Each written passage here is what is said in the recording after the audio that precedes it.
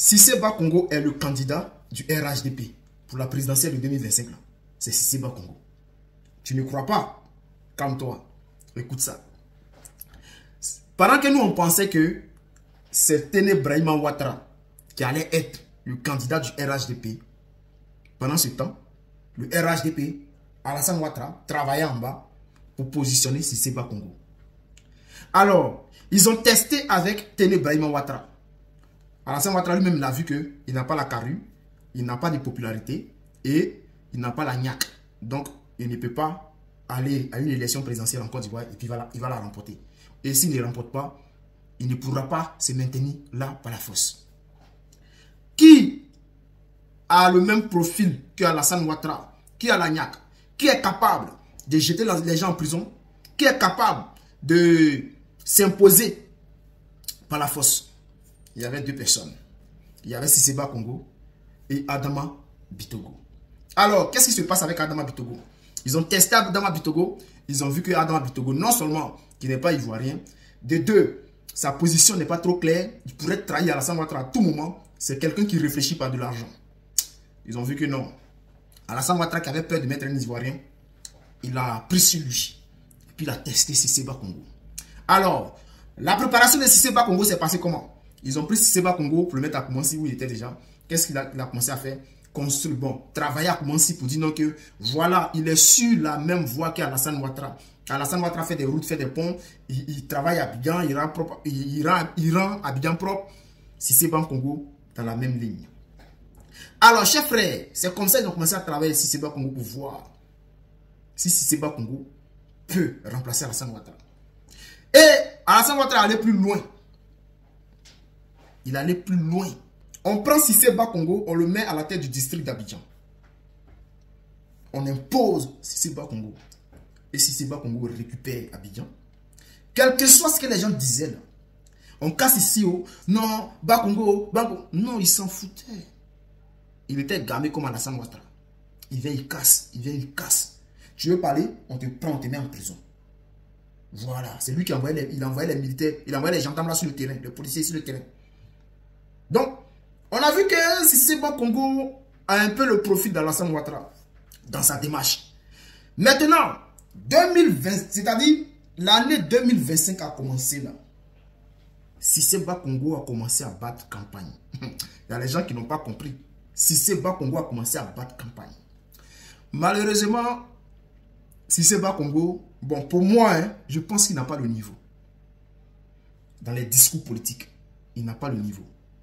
Parce que lorsque vous voyez Cissé Bakongo en train de faire un discours politique, lorsqu'il va devant les militants du RHDP, il y a deux personnalités qui l'attaquent. Gbagbo Laurent et puis Tidjane Thiam. Son discours, c'est toujours Gbagbo, on lui a donné le pays pendant 10 ans, il n'a rien fait. Lui, il pensait qu'on pouvait le laisser travailler tranquillement. Non, mais on ne laisse pas quelqu'un qui gouverne. On ne le laisse pas. Voilà, on ne le laisse pas. La démocratie dit qu'on ne peut pas laisser quelqu'un qui gouverne un pays. Voici ce que Cissé Bakongo dit. Maintenant, qu'il arrive si Tidjane Thiam, voici quelqu'un qui a fui, quelqu'un qui a une nationalité douteuse, quelqu'un qui n'est pas d'origine, qui n'est pas de chez nous. C'est son discours qui est là. Donc, il attaque ses opposants comme ça. Donc, on pourrait dire que sur le plan politique, les discours politiques, Cissé Bakongo n'a pas le niveau. Mais quand il fait ça, le RHDP applaudit. Donc, comme eux tous, ils sont pareils. Donc, voilà, ça passe. Chez eux, ça passe. Mais si on doit le mettre face à Gbagbo Laurent, il paie. Même face à Tidjane Thiam, il paie. Donc, qu'est-ce qui se passe maintenant? La stratégie, Ouattara a bien poussé cette pion, mais nous, on n'a pas encore dit nos derniers mots. Ouattara, pour préserver l'air Cissé Bakongo, déjà, il a réuni tous les cadres du RHDP pour leur demander qui veut être plan B. Je vous avais dit, je vous avais parlé de ça, que dans son cercle restreint, là, il y avait déjà quelqu'un qui était choisi. Maintenant, il fallait voir avec les autres, ceux qui avaient des ambitions politiques, pour ne pas barrer la route à Cissé Bakongo. On a vu Bitogo qui n'était pas clair, alors lui, ils ont créé tous les problèmes juridiques sur sa tête et puis on l'a écarté. On a regardé Adjoumani qui parle, lui qui a la grande gueule, qui parle beaucoup, qui crie beaucoup. On a regardé Adjoumani, on lui a demandé, est-ce que tu veux devenir président? Adjoumani a dit non, jamais. Moi, devenir président, moi, oui, je suis là, je suis ministre, pour moi, c'est bon. Hein. Je rends grâce à Dieu. Je dis merci à Alassane Ouattara. Adjumani s'est écarté. Alors, chers frères, Cissé-Ba Congo est face à son destin. Qu'est-ce qu'il faut faire? Il faut prendre maintenant la CEI en otage. Quel que soit ce qui va se passer là, la CEI ne va pas bouger un pied. Parce que Ouattara va annoncer que normalement il voulait être candidat. Et bon, normalement, il pouvait être candidat. Mais il faut passer la main à la nouvelle génération. Écoutez bien, d'ici le 21 juin, ils vont essayer de positionner Cissé-Ba Congo.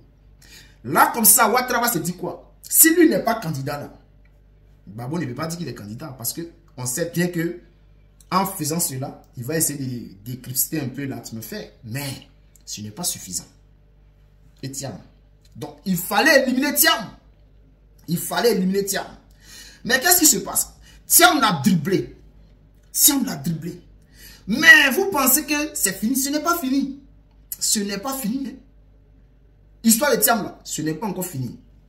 Alors, ils ont pris la CEI en otage pour dire quoi? C'est le RHDP qui est majoritaire. Si même Ouattara n'est pas candidat, si Cissé-Ba Congo va face à un autre candidat, à part Gbagbo Laurent, un autre candidat du PPACI, voilà, on a la CEI, on gagne les élections. On va face au PDCI, on a la CEI, on gagne les élections. Ils ont déjà fait les calculs, tout. Les unes même sont déjà prêtes, et puis ça est là. Mais ce qu'ils ont oublié, c'est que chez nous, au PPACI, là, on n'a pas encore joué notre dernier pion, là, on n'a pas encore poussé. On n'a pas encore poussé le dernier pion. Parce que nous, on a une couronne. Parce que c'est un jeu d'échecs. C'est un jeu de dames. On a une couronne derrière.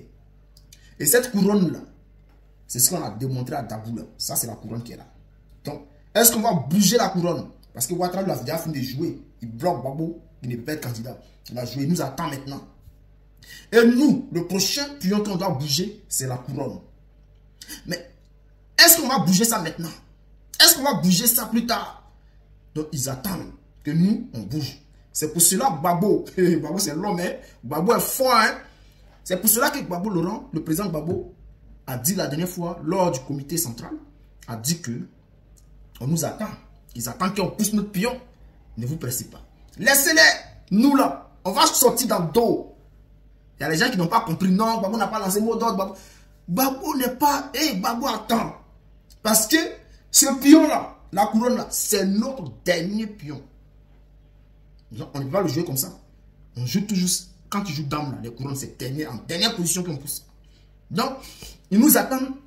Et puis, on va voir. Donc, ils vont insister. Ne pas mettre le président Gbagbo sur la liste électorale.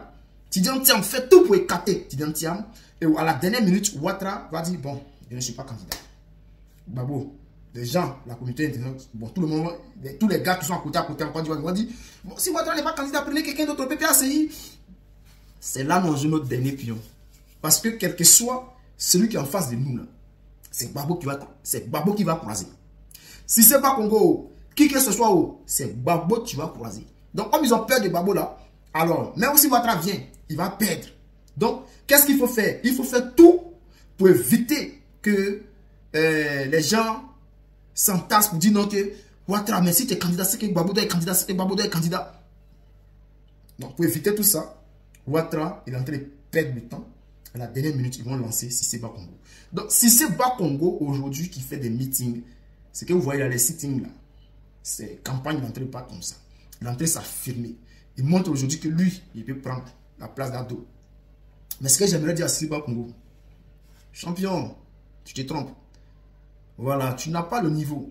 Et ce que j'aimerais dire à Alassane Ouattara là, je ne sais pas par quelle magie vous pensez que Cissé-Ba Congo peut gouverner le pays. Hein. Mais si même Cissé-Ba Congo venait à gouverner, toi Alassane Ouattara là, tu es la première personne qui va jeter en prison. Réa seulement. Et toi tu connais Ivoirien. Cissé-Ba Congo il n'est pas burkinabé, il n'est pas malien, il n'est pas guinéen. Il n'est pas Kandia Kamara, il n'est pas Adama Bitogo. Il n'est pas Mamadou Touré. Hein. Adama Bitogo. Cissé-Ba Congo là, c'est un Ivoirien. Réa. Mais comme il peut être président aussi là, donc voilà.